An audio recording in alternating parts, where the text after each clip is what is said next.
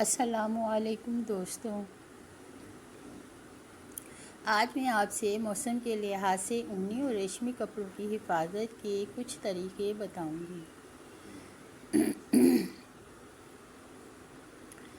ऊनी और रेशमी कपड़ों को महफूज करने के लिए ये तरीके बड़े कारआमद हैं।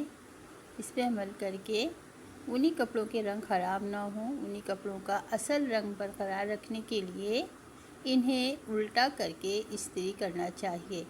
इस तरह से ऊनी कपड़ों को महफूज करने के लिए इनकी तह में नीम के पत्ते या सुर्ख मिर्च के बीजों को कीड़े कपड़े की थैली में बंद करके रख दें। ऊनी कपड़े महफूज रहेंगे ता देर तक। Good bye, have a nice day.